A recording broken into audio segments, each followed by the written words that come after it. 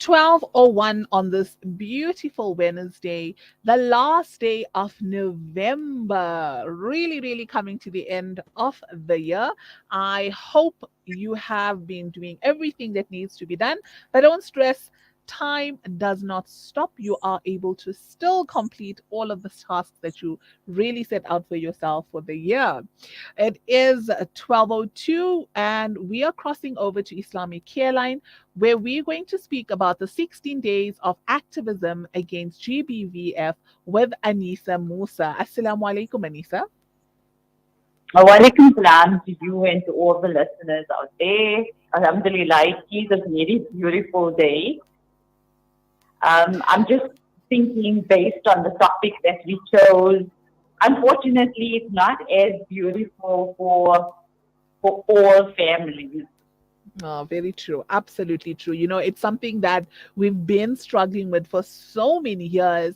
And this is another thing that just caught my attention. GBV was the acronym that we knew, and now it has become GBVF, which has added femicide to this particular acronym. It's obviously an indication, sadly, of how common femicide has become. Can you tell us about this? Okay, so let's just, for those of you who don't know, we often take for granted simple concepts like gender-based violence. We use acronyms like GBV and we use GBVF in this case, or CD, domestic violence. And what does it really mean for people? And I think in a nutshell, it looks at violence within, so gender-based, meaning particularly when it comes to domestic violence, women being the most, women and children, unfortunately, being the primary victims, or in some cases, survivors of gender-based violence. And when we talk about femicide, what it refers to is the killing of women as a result of gender-based violence. And unfortunately, it's such a sad thing to think that the people that are supposed to be your protectors, or the people that are supposed to be looking out for you, and we look at perpetrators being mainly people that we know, people that we are in relationships with, that have the intention to harm you. So, how do you identify, somebody who is going through this? What does GBV entail? Should I ask? Okay, so if we look at domestic violence, we look at abuse in its sense, right? And the biggest distinction is the fact that someone wanting to cause intentional harm. So I know when we talk about child abuse and people say, okay, so how does it work? How do you know if someone's just disciplining, or someone's giving someone a hiding, like as in a parent giving a child a hiding? And I think the key thing there, the distinguishing factor, is that it's an intention to do harm. And abuse rages, and I'm going to make this distinction because some people, it takes a long time for someone to say, I'm actually in an abusive relationship. When someone's intending to do harm, it could be from an emotional level. And emotional abuse is the hardest to identify or recognize. But the scars also are a lot more deeper, and they're not really visible, unfortunately. And just again to say that usually when there's any kind of abuse, whether it be physical or sexual, there almost always is emotional abuse. But emotional and verbal abuse can stand on its own without the physical and the sexual, right? But when we talk about domestic violence or gender-based violence, the element of financial abuse is also prevalent. But how do we recognize it? Now, again, we look at patterns. And I always say, even when it comes to addictive behavior, we look at people's primary functions. In this case, it might be inconsistencies. You might observe marks, bruising, especially in children. Teachers often observe children who are not well presented. They come early to school, they leave late. And usually, where there's a child being abused, there might be a mother that's being abused. So you can look at some of the warning signs there, domestic circumstances around it, socioeconomic factors like the financial standing, can they afford, do they have, are they basically being fulfilled? Obviously, that then is a spill over onto neglect. But coming back to that, like I said, aside from the visible signs, I think also it's neighbors. So it's depending on what capacity we fulfill. So as teachers or healthcare workers sometimes, as neighbors, as community members, I think also we take for granted that people are okay or they make excuses. But if you see, like I said, patterns, sometimes repeated stuff. Um, Someone will say, okay, they got hurt, or they'll say one thing today and something the story changes the next day. It could be that they try to cover up something. But also at the same time, I must say that when we recognize domestic violence or gender-based violence, it's because of the sensitive nature. We also need to be careful about how we deal with it. So there's things like keeping a situation contained, building a relationship with someone that you feel might be being abused and reach out, make your support known. But also the other thing that you need to keep in mind is the risk assessment. So it's all well and good that I can say, okay, fine, you know what, this person is being abused. I need to go and do something. I need to go and call the police. I need to do this. Please, bear in mind the circumstance. Do a little bit of homework, approach the person, try to reach out, try to find the best and most sensitive way of moving forward before you act. And that was actually going to be my next question. What are the best and safest ways, for someone facing GBV to get out of that toxic relationship before they actually become a statistic of femicide? Uh, what are some of these ways, the safest and the best ways to remove yourself from the situation? Okay, so when it comes to gender-based violence and femicide, again, like I said, because it's so sensitive, it also depends on the threat and the risk factors, right? So if someone is support structures, again, it depends on factors around it. Do they have support systems? Do they have financial resources? Do they have a plan going forward? So if and again, remember that domestic violence can take you kind of continuum. It could be from emotional abuse ranging from where the person's life or even the children are threatened. So again, whether they have the resources, the support structures. Also, when someone is abused, their self-esteem can so eroded. They may not have even the confidence. Then sometimes they may be emotionally attached to the abuser. They might be financially dependent on the abuser. Do they have a place to go? Have they put all that into place? Do they have? So there are community resources like shelters, like counseling services. Does the person have access to those? Um, I know that at some point we speak of what they call an emergency bag, where you can keep primary stuff together, like ID documents, driver's license, a set of keys. Back then we never had cell phones. All our numbers are stored on our cell phones. Can you reach out? Emergency numbers, um, children's birth certificates, school transfer cards, sets of clothes for each of you if you need to flee. Um, Also, we have like, okay, now we have lots of in our communities, get in touch with the community policing forums. If you need to call someone in an emergency, even an ambulance, a police officer have access to all those resources. If you are getting counseling, your therapist's number, a STEM contact number. So all of those things you need to have accessible. And we are having the 16 days of activism. People are they have their placards. They are all out on the streets bringing awareness to this particular pandemic, should I say. We have been going through this for so many years. I mean, it's an annual thing. How effective has it been?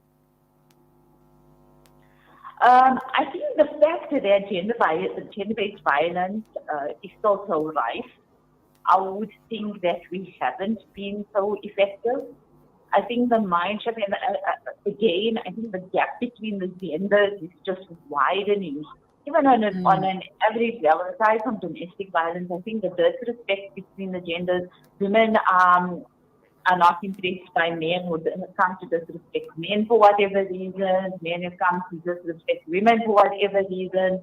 The cultural factors are still in place. There have been slight shifts around culture, but I'm not particularly sure if it's been in a positive way. Then there's the patriarchal mindset, which is global, and in a lot of homes. We need to start questioning, how we socialize our children and kind of learned behavior. We also living in times where anger is something we instinctively give into. It's become a normal response, and thing to become angry. We're living in we call it an angry nation, whether you see it on the street in terms of road rage. We're living in competitive times. We stress is people immediately go into defense mode. The egos and immediate gratification. We're living in times where people are becoming very individualistic. So those are the factors that contribute towards gender-based violence. Again, gender protection is a big thing. And like I mentioned very early, the disrespect between the genders. So, for me, I think we need to start looking and going back to more preventative measures, like even parenting, how we raise our boy children, how we raise our girl children, how we develop coping mechanisms within them, how we build self-esteem. So, it's all well and good, yes. There has been attempts to bring awareness, to have dialogues, to address GBV in the community. There are services, there are shelters. But I think we need to start looking a little bit back in terms of, and take it a few steps back and start working with younger people, even with adults, like I think on a preventative level. And I think again, also we as people working in the field need to unite. And also maybe we need to start looking more closely at to what extent has impact being made and what are the gaps. Explore those gaps and try to fill them.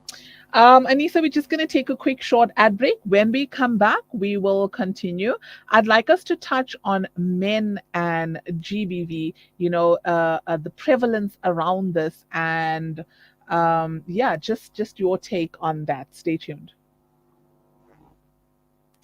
Listen to something fresh. Listen to Salam Media. Thousands of Syrian, Palestinian refugees and Lebanese children do not have access to education. Amman means safety and is a school that provides formal education from kindergarten to grade 9. Africa Muslims Agency aims to provide 650 children with education that will change the trajectory of their lives and their families' lives. Fulfill your intention by fulfilling their dreams. Donate 16,000 Rand per child or any amount. Go to africamuslimsagency.co.za or call us on 011 834 8685. Africa Muslims Agency, empowering, educating, inspiring. When the perfect blend of stylish decor, exquisite halal cuisine, and warm hospitality come together, it could only mean Al Bayt Lodge, your true home away from home. Al Bayt is the ideal heaven for families, business people, and tourists with its 4-star family rooms and other luxurious facilities, conveniently situated close to Port Elizabeth Airport, the beach, and other amenities. Your stay will be truly unforgettable, as you'll be taking home lasting memories of the warm hospitality, the serenity and tranquility that Al Bayt has to offer. For reservations, call 041 583 6415 or visit www.albaytlodge.co.za. Give charity without delay, for it stands in the way of calamities. For child-headed households in Bloemendal in the Eastern Cape, the daily diet consists of white bread and a carton of cheap juice or sugar water, known locally as the poppy water diet. Make a difference to that one child or family. The Al Fida Foundation has over the past 13 years worked on the ground and gathered the largest database in the Eastern Cape region of Muslim zakah recipients. Phone our offices at 041 484 1288 or visit our website at www.alfida.co.za. The Al Fida Foundation, your social investment partner in the Eastern Cape. Kids these days are smart, and when you're competing for their attention against their smartphones, you need to make smart choices, like using Sunfoil triple refined pure sunflower oil in every meal you make. It's naturally cholesterol-free and approved by the Heart and Stroke Foundation as part of a balanced eating plan. So whether you're cooking, frying, or baking, you get the great tasting results that'll get their attention faster than the latest app. And if that doesn't work, change the Wi-Fi password. Sunfoil. Now we're cooking. It's a new beginning. It's a new era. Salam Media, humanitarian.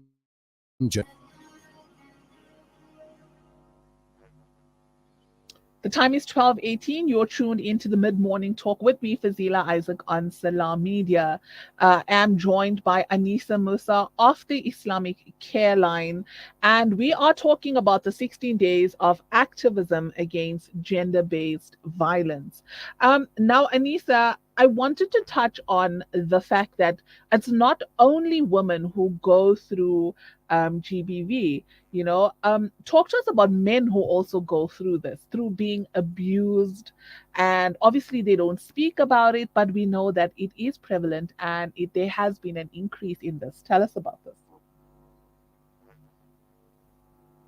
Okay, I think we lost Anisa just for a moment. We're going to try and get her back. But with gender-based violence, like we were speaking, it's so sad to see that there's an increase now in femicide, and this is why it has now been added to the GBV acronyms that we spoke on. So from the 25th of November up until the 10th of December, it is the 16 days of activism where we try and raise awareness of this particular issue that we are facing. And it's not just women that are going through this. We have men who go through it as well. Now, with people being a little more open, especially on social media platforms, and getting the support that they require, we do see, and it's actually come to our attention now that men also go through being abused by women. Anisa, I think we have you back on the line with us.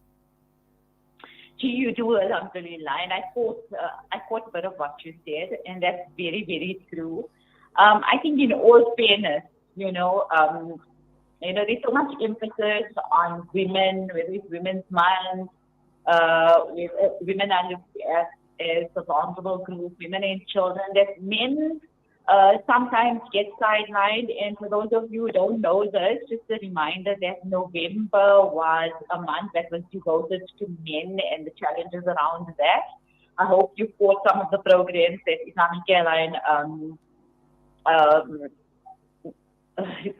was part of the Salam Media on our weekly topics around men, right? But coming back to what you mentioned, yes, men do get abused, and in different ways. So if you look at from a young age, there are lots of men who've been sexually violated, whether it be in educational institutions institutions, whether it's in the community, whether as a result of child abuse, experimentation, through pornography, and all of that, right?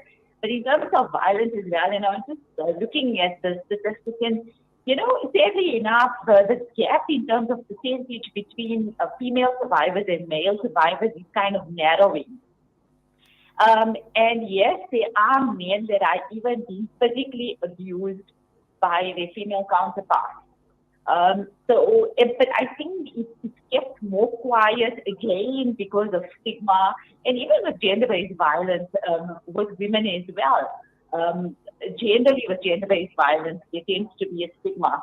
And I remember in the older days, you think that someone who is a survivor of gender-based violence is someone who is financially dependent, doesn't have anywhere to go, is vulnerable. Just on that topic, we are very, very successful people. People who are financially stable, who are professional, who have education, who are even providing for their families and are breadwinners that are being abused. And why I bring that up is because in the relation to stigma, they stay in abusive relationships because what will people say? I'm so successful, people know me, I'm a prominent person, people find out that I'm being abused, it won't be a good thing, what about my family, that kind of thing. So again, when it comes to male survivors of abuse or even victims, if that's how you want to look at it, again, I'm a man. What will people say? People will laugh at me. I could never tell anyone that my wife hits me or abuses me. It's a sign of weakness. Sometimes that happens also because he may be a man who's raised that he will never lift his hand on a woman. Maybe there's the anger management stuff.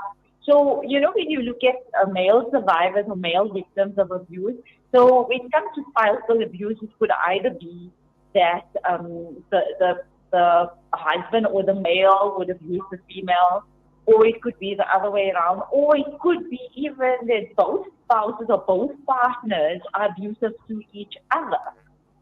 So it could be that a man, let's say for example, a man raises his hands on his partner, his female partner, and she fights back.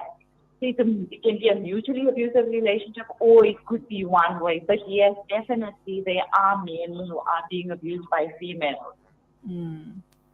And recently, the celebrity Sonia Mbele, so her son Donell Mbele, his girlfriend came out and spoke about, they spoke about the abuse that the girlfriend was going through with him. She came out, whole public thing, and he had actually sent her messages saying that, what, I almost killed you.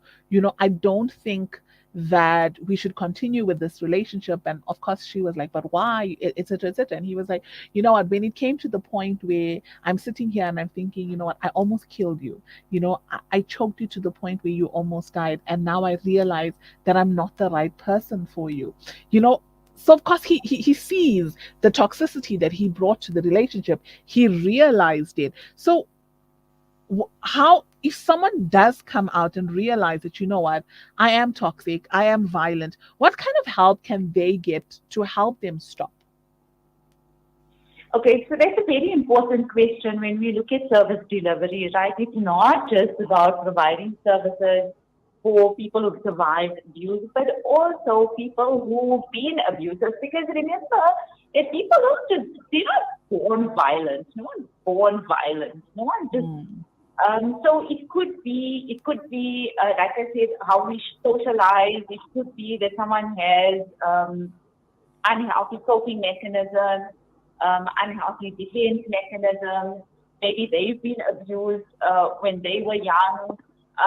So sometimes it's also circumstantial and it's upbringing. It doesn't condone it.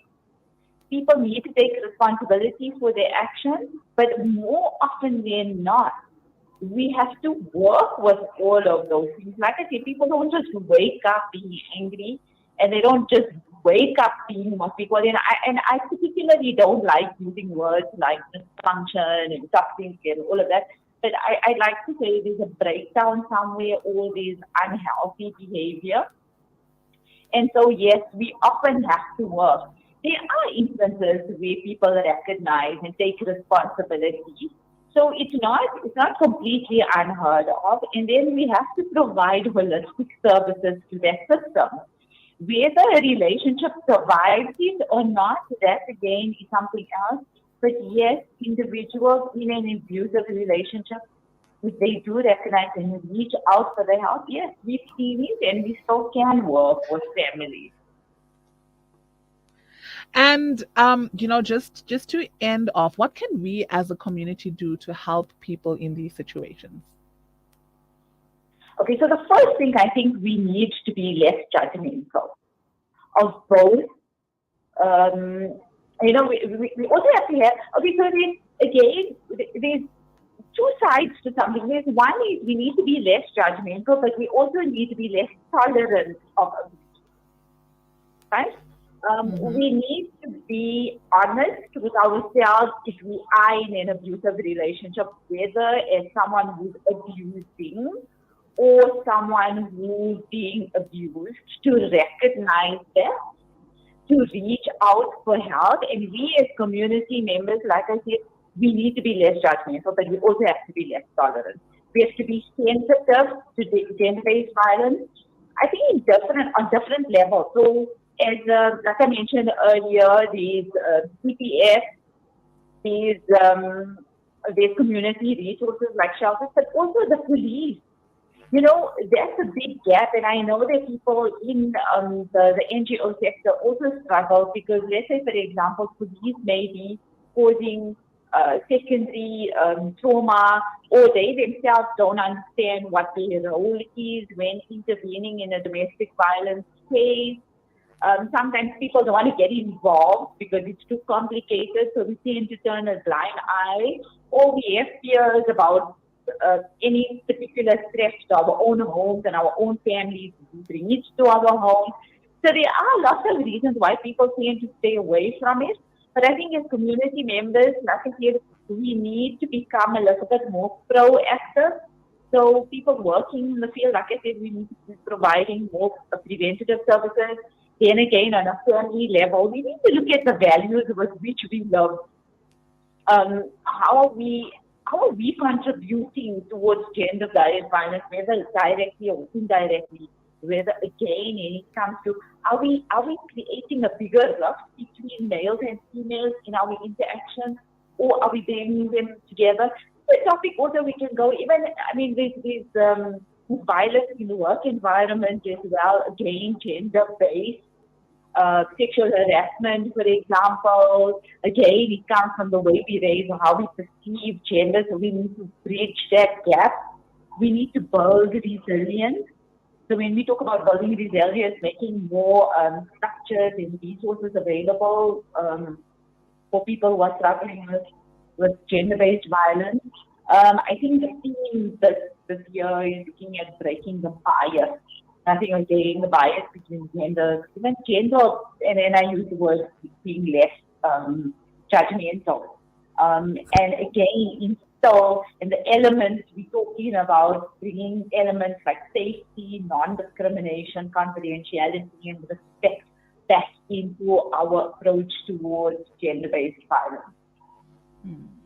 Anisa, Jazakallah so much for taking the time to join us today. It has been very enlightening. Inshallah, this pandemic, as we say, will decrease and hopefully it gets better with time, with the support of, organizations like Islamic Careline and other organizations out there that are assisting to try to curb this specific thing. Jazakallah so much for taking the time to join us. Before you leave me, I just need to say that a strong message to everybody is that gender-based violence and awareness around that is not just for 16 days. I know the hype is around the 16 days, but we should be having a no tolerance gender-based violence 365 days a year. It's everybody. We all have to do our part and we all have to take responsibility.